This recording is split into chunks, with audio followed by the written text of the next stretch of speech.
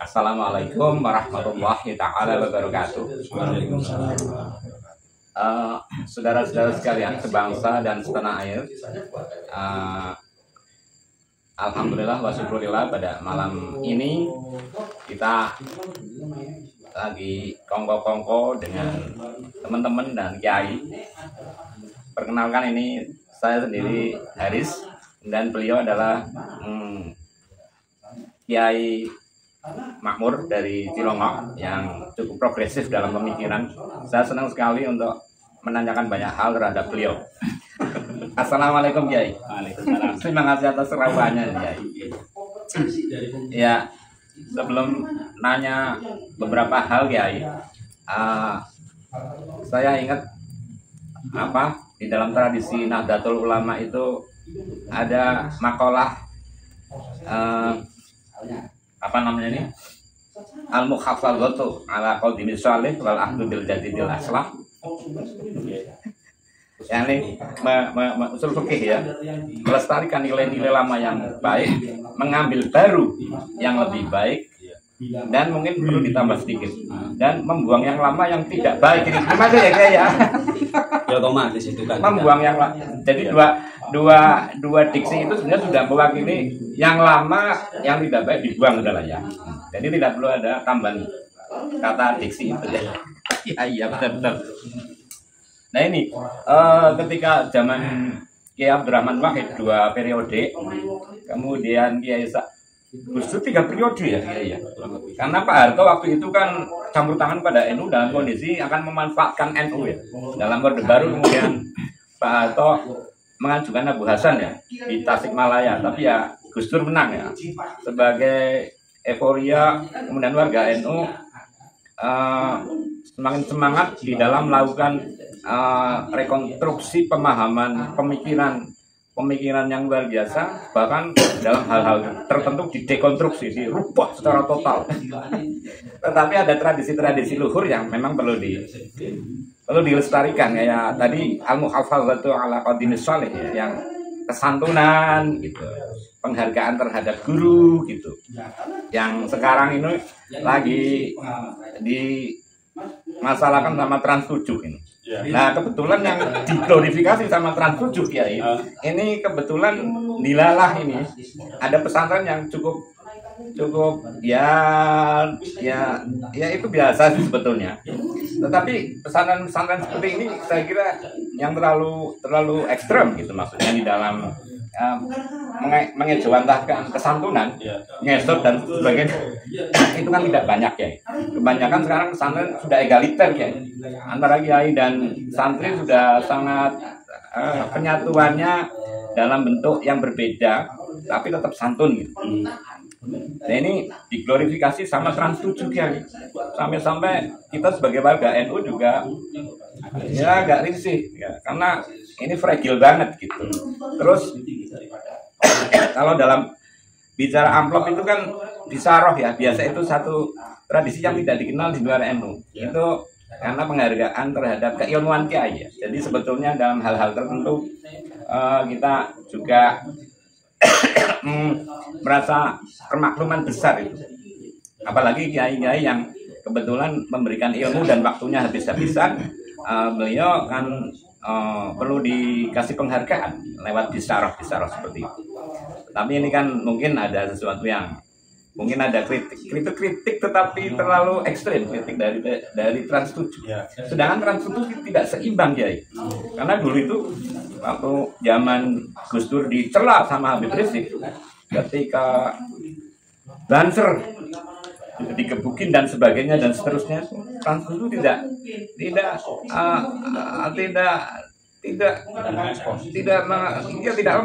ada pembelaan sedikit pun lah, katakanlah demikian. Nah ini menurut Kiai bagaimana, karena dulu itu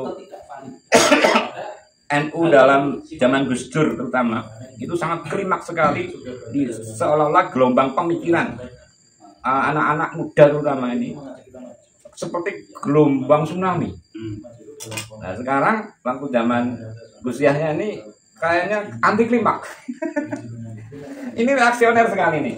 Saya sebetulnya nggak perlu mereaksi sedemikian jauh gitu, karena zaman Gus Dur mesti akan dikatakan sama Gus Dur begitu aja kok repot gitu. Ini monggo silakan tanggapan secara bebas, Kiai, sebagai Kiai intelektual. Gimana Kiai? Menurut Kiai, ini saya juga menurut saya tidak perlu melakukan hal yang terlalu ekstrim gitu, seperti itu protes-protes terlalu keras gitu. Itu kan kritik atau kritik. Kita sebagai warga NU juga sebetulnya marah sama keras itu. Monggo ya. Ya, mohon maaf begini ya. Menurut pendapat saya, setiap kepemimpinan itu pasti memiliki corak yang berbeda. Namun jika kembali pada konsep yang tadi panjenengan buktikan, yaitu mahfudus salafis soleh atau mahfudus dari aslam, tentu dari generasi ke generasi seharusnya itu meningkat lebih baik, bukan malah sebaliknya. Nah, sehingga jika suatu kepemimpinan dalam suatu organisasi kepemimpinannya itu semakin melorot, maka kualitas organisasi tersebut juga pasti ikut melorot. Itu sudah bisa dipastikan. Melorot itu turun ya Pak? Turun citranya.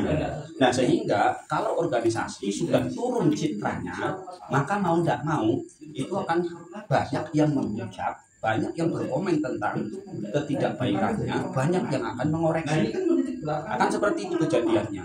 Nah, dalam kasus penghinaan terhadap Ponpes Lirboyo, menurut saya ini berbicara tentang suatu santri di dunia pondok pesantren, istilah rokan, kerja bakti, itu memang sesuatu yang sangat-sangat wajar, dikarenakan termasuk bagian daripada kurikulum pondok pesantren itu adalah menciptakan santri yang khairun nas anfa'uhum linnas. Itu proyek utamanya. Diterjemahkan ya? Ya, menciptakan satu santri yang bermanfaat untuk masyarakat secara luas, menciptakan generasi-generasi muda yang betul-betul menjadi manfaat baik untuk negara ataupun agama. Ini tujuan awal daripada kurikulum pondok pesantren itu sendiri. Namun di era digitalisasi sekarang, mohon maaf, koyo santri nyekel adukan ya atau ngerewangi nyapu ning masjid ataupun apa, itu dikira sesuatu hal yang tidak lumrah, dikira jongos. Ya, padahal yang jongos itu nggak dikritik sama dia. Tidak dikritik sama sekali. Suatu bentuk kewajaran untuk mendidik supaya santri-santri tersebut menjadi santri yang bermanfaat. Ternyata mohon maaf, pengalaman saya sendiri waktu di pesantren juga demikian, yuk nyapu masjid, yuk rewang-rewang kiai, dan itu akhirnya menjadi kebiasaan di rumah. Bisa bantu orang tua, cuci pakaian, cuci piring gerabahan dan sebagainya, akan terjadi hal-hal seperti itu. Secara garis besarnya berarti di pondok itu dilatih untuk menjadi manusia yang bermanfaat. Di rumah pun sama, rewangi orang tua, membantu orang tua, akhirnya itu tidak malas-malasan. Itu tujuan pertama.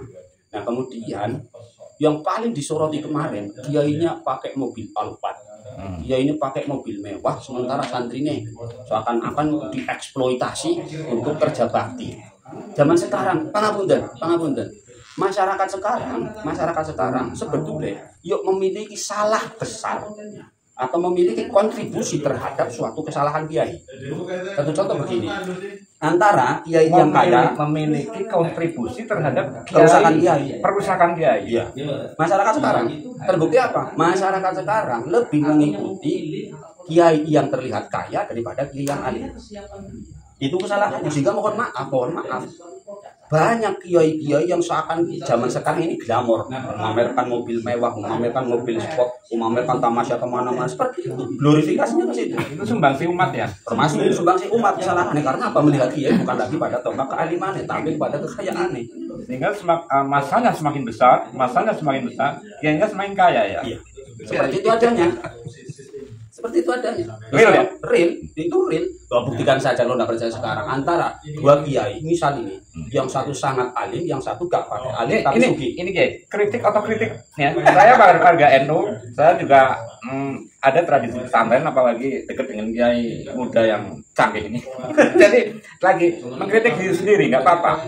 Oke kiai, terus ya. Jadi memang antara kiai yang alim dan kiai yang kaya, walaupun yang utama itu isi syukur alim syukur sedih ya, akan lebih baik seperti itu. Namun masyarakat sekarang lebih menilai kiai yang kaya itu akan lebih gemseng, entah itu ilmunya benar ataupun tidak. Iya iya. Ini dari zamannya kan post truth ya. Post truth itu sing nang medsos kuwi sing bener gitu. Bu salah ya bener gitu.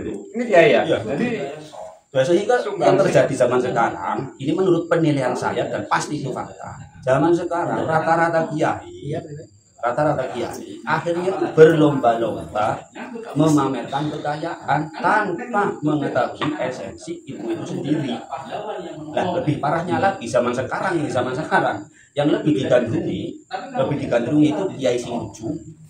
Nah, kiai sing lucu, terus kiai sing iso nyanyi, itu lebih digandrungi. Karena apa? Menurut saya sudah masyarakat ini sudah rubah dalam tolabul ilmi, mencari ilmu, ngaji itu sudah geser ke arena hiburan.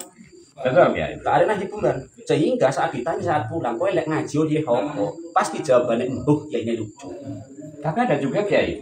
Ada kiai yang seolah alim, cukup waktu, durasi waktunya kita meyakini kiai alim, tapi akhirnya takabur. Dan akhirnya ya, contohnya di seberang sana, di mana itu?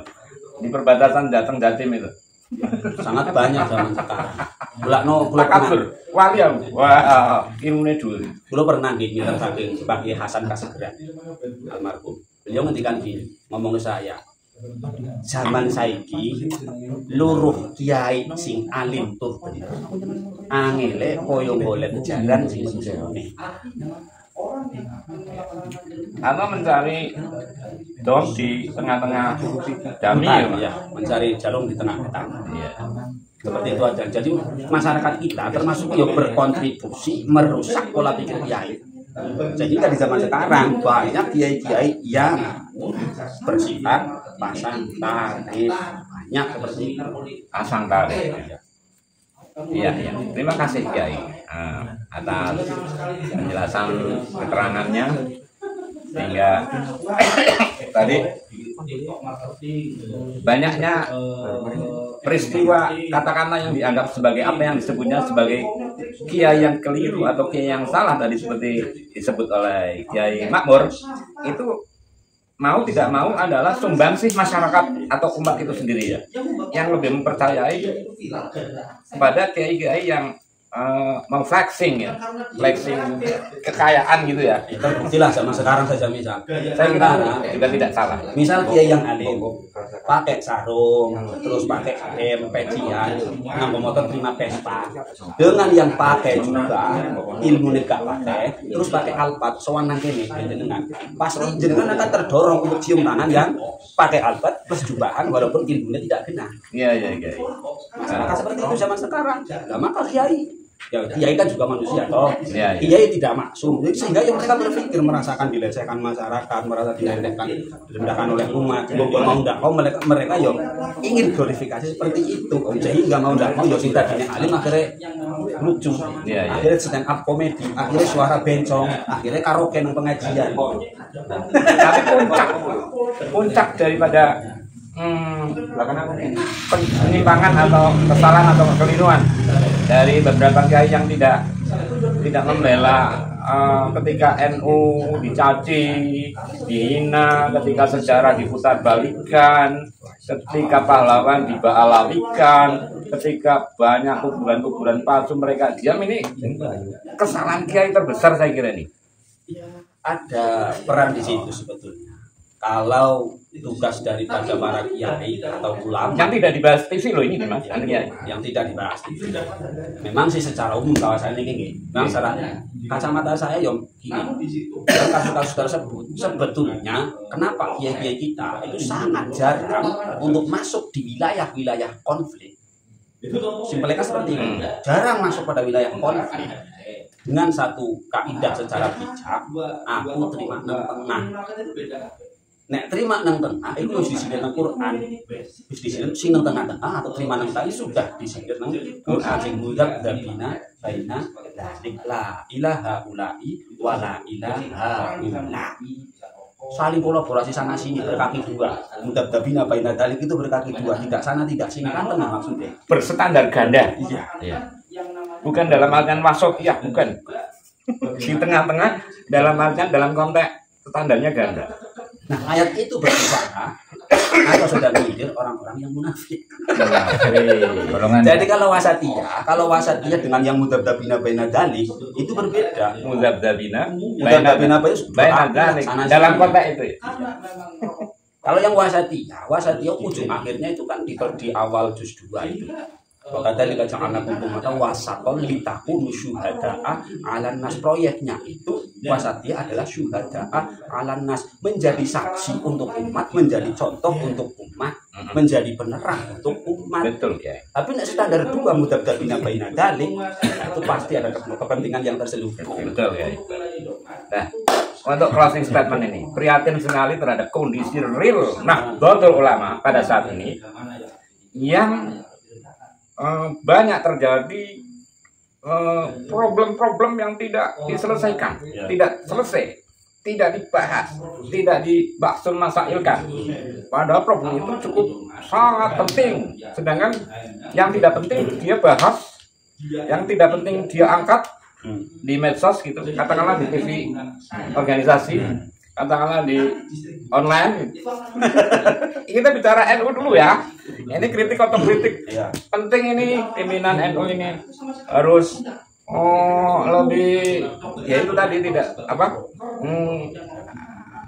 tidak berstandar ganda gitu. Ini closing statement ya. Rata-rata ya dari semua ya. Rata-rata itu dalam kepengurusan NU, dalam mengeluarkan kebijakan itu tidak bersestandar terhadap kaidah NU itu sendiri, namun standar kaidahnya adalah dirinya sendiri, pribadi, bukan secara pribadi, namun berlindung di bawah jabatan menjadi pengurus NU. Kalau gini kasihan Nahdlatul Syekh. Ya otomatis. Kalau gini kasihan Nahdlatul Ulama secara organisatoris. Ya terbukti zaman sekarang mana ada digemborkan misalnya NU ngaji kita pembahasin Asngari itu enggak ada. Ya. Usalah ahli sunnah wal jamaah karyanya Syekh Hasyim Asngari ayo dikaji, enggak ada. Nurul Mubin fi mahabbati Sayyidil Mursalin dikaji ayo karyanya Hasyim Asngari, enggak ada. Enggak ada. Tradisi keilmuan sudah habis sekarang. Kelihatannya ya seolah-olah demikian. Mana ada. Sehingga zaman sekarang mohon maaf ya, yang dikenal masyarakat, mohon maaf, NU itu isinya mistik. NU itu isinya klinik, NU itu isinya abangan, hanya dikenal seperti itu. Dia yang alim-alim, juga tok markotok secara ilmu, itu kadang-kadang jarang diberikan hak untuk bicara. Betul. Dan lebih parah mana? Zaman sekarang yang digandrungi itu konser yang dibungkus cinta terhadap Nabi, daripada yang real membahas isinya Quran atau membahas ibune Kanjeng Nabi atau menyelami Nabi ya.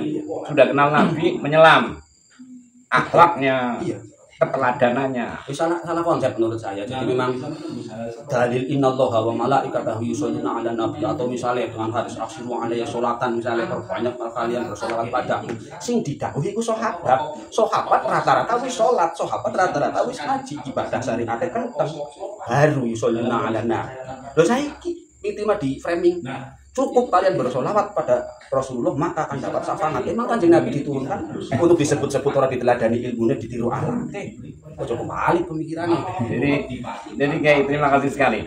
Jadi memang dalam forum demokrasi dulu Gus Dur berkali-kali mengatakan di NU yang paling penting adalah tradisi membahas. Gus Dur. Dan sekarang tradisi membahas dipotong ya Kiai ya. Nah ini lagi membahas dengan Kiai Makmur yang suka membahas dan suka, waduh menarik kalau saya ngobrol sama Kiai Makmur ya. Nuhun sewu, NU itu terkenal kolosal, terlalu kolosal menurut saya. Terbukti dalam mengamalkan hadis-hadis Nabi. Terkadang itu tidak mau mengikuti keadaan zaman. Menurut saya terjadi kefatalan di dalam pola pikir. Satu contoh begini. Dalam kasus siwak misalnya, siwak ya, kita tentu akan memahami bahwa siwak itu kalau ditinjau dari usul fikih adalah membersihkan serta ilahnya loh ya, membersihkan gigi, ya, atau membersihkan bau mulut. Zaman Nabi urungan sikat gigi, urungan pasta gigi. Nah tentu ya menggunakan siwak loh. Seakan-akan wong NU sekarang sih nganggo siwak koyo-koyo ngelakuin ahli sunnah betul. Tapi sih nganggo sikatan orang ibadah. Bukan ahli sunnah. Ya bukan ahli sunnah. Padahal tujuannya sama atau konstitusinya itu sama. Nggak mau diajak modern. Iya, nggak mau. Kolosan makanya dari ngomong. Kemudian yang kedua dalam pemaknaan suatu teks hadis misalnya itu banyak yang ketinggalan zaman. Contoh, ada hadis memanah, ada hadis berbeda. Bayangkan sekarang, kita akan real praktekkan secara teks, ya menurut saya konyol. Ya zamannya neutron, ya zamannya sudah konyol. Buktikan sekarang wes. Rudal sekat, rudal petil. Ya. Mbah Wangsa mangkat perang nganggo jaran, nggawa panah. Musuh wis nganggo senapan, kira-kira mati konyol apa ora? Konyol. Dipastikan mati konyol. Lah itu ditinjau karena zaman itu umumnya senjata, canggih-canggih senjata itu yo panah, pedang. Sampai hadis Kanjeng Nabi ngendikan angin dusuyufa, persiapan pedang kalian. Yo cara saiki Kanjeng Nabi urip yo angin nuklir, persiapan nuklir kalian. Waktu zaman Gus Dur itu rekonstruksi pemikiran sudah mulai berjalan. Nah sekarang ini mulai ini ibaratnya gletser apa turun apa namanya itu yang di turun berok ini warga NU sebagai satu komunitas terbesar di bangsa ini mestinya berkontribusi yang cukup signifikan ya Kiai ya. Harusnya seperti setelah tradisi membahas jangan dipotong oleh PBNU ya. Tradisi membahas ya diserukan tanah Gus Dur terus dilanjutkan, banyak kiai pinter yang cerdas mestinya dikasih panggung itu sehingga nggak seperti sekarang ini yang pinter-pinter yang cerdas pada jadi nggak kelihatan gitu. Yang kelihatan yang itu yang pinter dibungkam. Aduh, kasihan sekali ini zaman sekarang kan dituntut kemajuan. Tidak mungkin Islam atau Al-Quran itu sendiri mengajak mundur pola pikirnya untuk para pengikutnya, penganutnya, itu tidak mungkin. Jadi kan bukan lagi merubah hukum, merekonstruksi pemahaman ya. Iya, bukan merubah hukum, tapi merekonstruksi pemahaman terhadap hukum ya. Jadi berbeda kan ya. Makanya Kiai seperti itu. Jadi ya mengikuti zaman lah sebetulnya. Jadi kalau Kiai melihat orang siwakan di Jumatan itu gimana sih ya? Ya resisten enggak, cuma tujuan menurut saya itu loh. Ya, jadi bagus sekali, terima kasih Yai atas pikiran-pikiran cerdasnya sehingga bisa mencerahkan kita semua warga Nahdlatul Ulama yang selama ini dianggap sebagai kelompok mayoritas tapi dikatakan oleh pihak lain sebagai kelompok tradisional yang ekstrim, jumud atau konservatif gitu. Terima kasih atas pencerahannya ya. Mudah-mudahan bermanfaat untuk bangsa. Amin. Demikian dulu ya. Pertemuan kita nanti terlanjut di depan hari. Amin. Assalamualaikum warahmatullahi wabarakatuh. Waalaikumsalam warahmatullahi wabarakatuh.